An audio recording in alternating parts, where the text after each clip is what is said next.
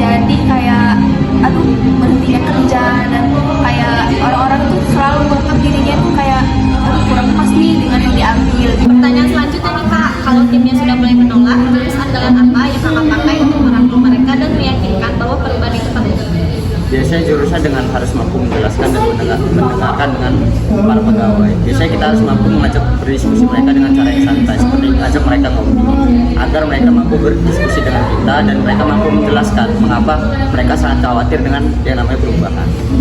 Maka dari itu kita harus mampu mengajak mereka agar kita juga mampu merangkul dari para pegawai dan juga karyawan yang takut dengan adanya perubahan.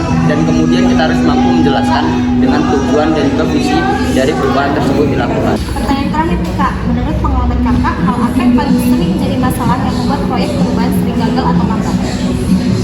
Yang membuat proyek sering gagal atau lambat biasanya masalah komunikasi. Komunikasi itu sangat perlu dan komunikasi itu sangat penting. Maka dari itu permasalahan yang sangat sering terjadi yaitu masalah miskomunikasi antara atasan dan juga bawahan.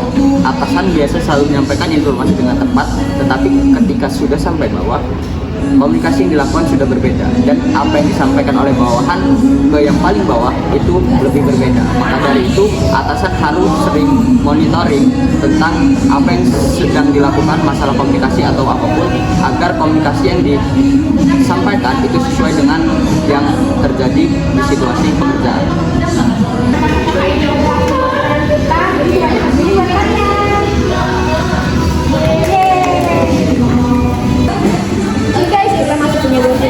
Yuk kita cari santai guys.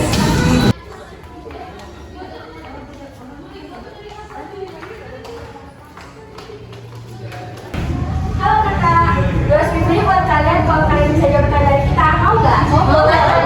Oke, kita gabung ya. Ya. Sebelumnya kita boleh kenal dulu nggak kak? Ini dengan siapa? Aku Iskamila. Aku Sita. Aku Nova. Nah, ini kakaknya lagi pada nyantai atau lagi pada ngapain kak? Aku mau jelas. Oh, kita kebetulan di sini lagi ngerjain tugas kuliah. BTW, kita kayaknya satu unit nih. Kakaknya dari prodi apa? Kita dari manajemen. Wah, pas banget nih pertanyaannya buat kakak-kakak ini. Jadi kita langsung aja nih kak pertanyaannya. Pertanyaan pertama nih kak, saat dihadapkan masalah yang rumit dan mendesak, apa sih langkah pertama yang kakak lakukan? Apakah mencari solusi atau ada cara? Saat menghadapi masalah yang rumit dan mendesak, saya terlebih dahulu akan menenangkan diri dan mencari akar permasalahan yang terjadi. Setelah itu, saya akan mengidentifikasi masalah utama yang terjadi dan mengumpulkan informasi yang relevan agar dapat melihat situasi secara objektif. Setelah itu, saya akan mencari solusi alternatif dengan mempertimbangkan resiko dan dampak terhadap masalah tersebut. Nah, pertanyaan selanjutnya, kakak punya tips atau jurus khusus nggak untuk memastikan bahwa kakak itu udah benar-benar menyelesaikan akar masalah? Kalau saya menjadi seorang pemimpin, mungkin saya berusaha memastikan masalah tersebut benar-benar selesai sampai ke akarnya dengan cara mendengarkan, menganalisis, dan berdasarkan data. Saya tidak langsung mencari siapa yang salah, tetapi fokus pada penyebabnya dahulu. Kalau untuk tipsnya itu, dengarkan dulu semua pihak terlebih dahulu. Pemimpin yang baik itu tidak langsung menyimpulkan, tapi memberi ruang bagi tim untuk menyampaikan sudut pandangnya dan melibatkan tim dalam mencari solusi. Pertanyaan selanjutnya, bagaimana sih cara kakak melatih tim agar mereka juga jago problem solving dan tidak selalu mengandalkan Anda? Oke, jadi jika saya menjadi seorang pemimpin, jika terjadi ada suatu masalah, saya tidak akan langsung memberikan solusi kepada mereka, tetapi saya akan bertanya kepada mereka bagaimana cara mereka menyelesaikan solusi tersebut dan kenapa. Saya akan memberikan mereka ruang untuk berpikir dan mengambil resiko. Jika ini gagal, kita akan melakukan evaluasi bersama. Ini merupakan kepercayaan diri dan kerjasama tim. Oke, karena kakak udah bisa jawab pertanyaan dari kita 200.000 ini untuk kakak. Yeay! Nih guys, kita masuk ke 200.000 lagi. Yuk kita tanya kakak yang lagi sendiri itu.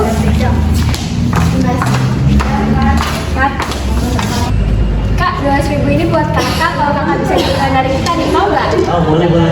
Oke. Ya kita kenal dulu nih kak. Nama kakak siapa? Nama saya Ferry. Kakak lagi ngapain di sini? Oh, lagi nyantai di sini sebenarnya. Kalau gitu kita kasih menerima challenge dari kita. Oke, boleh. Oke, pertanyaannya, apa sih pendapat kakak kalau misalnya tim kakak itu lagi pada cemas karena ada isu-isu PHK, dan apa yang kakak lakukan untuk menenangkan mereka? Kalau hal yang akan saya lakukan adalah mendengarkan kecemasan mereka dan membantu sebisa saya. Karena kalau keputusan seperti PHK itu ada di atasan dan bukan di saya. Dan saya akan komunikasi kepada mereka karena komunikasi itu salah satu kunci untuk menjaga tempat kerja positif. Oke, karena kakak udah jawab pertanyaan dari kita, ini 200 ribu buat kakak. Oke, terima kasih. Oke guys, ini 200 ribu terakhir kita kasih ke siapa ya? Yuk ikutin kita terus. Kakak mau nggak jawab pertanyaan kita? Nanti kita kasih 200 ribu nih. Boleh dong kak? Tapi kita introvert. Gimana ya? Coba deh, demi. Oke. Boleh deh kamu, boleh. Apa sih yang kakak lakukan sebagai pemimpin jika tim kalian tuh lagi cemas karena ada isu-isu PHK, dan apa yang kakak lakukan supaya kalian bisa nenangin tim kalian? Saat ini kami masih karyawan, tapi kalau suatu saat nanti saya harus menjadi seorang pemimpin, mungkin hal yang pertama yang akan saya lakukan adalah membuat tim saya itu merasa aman. Karena di tengah ketidakpastian seperti itu, seorang pemimpin itu harus memiliki rasa empati yang cukup tinggi, karena merasa takut dan cemas itu adalah hal yang wajar ya Kak, di tengah ketidakpastian seperti itu. Jadi pemimpin itu harus menegaskan bahwa tujuan dari tim kita itu tidak akan berubah meskipun adanya ketidakpastian.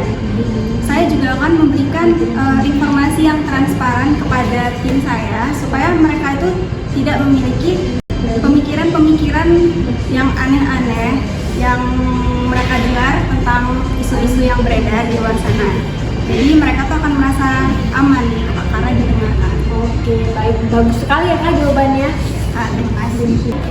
Pertanyaan selanjutnya nih Kak, di tengah kondisi yang serba abu-abu, di mana rencana hari ini bisa berubah besok, bagaimana cara kakak mengambil keputusan yang eksklusifnya?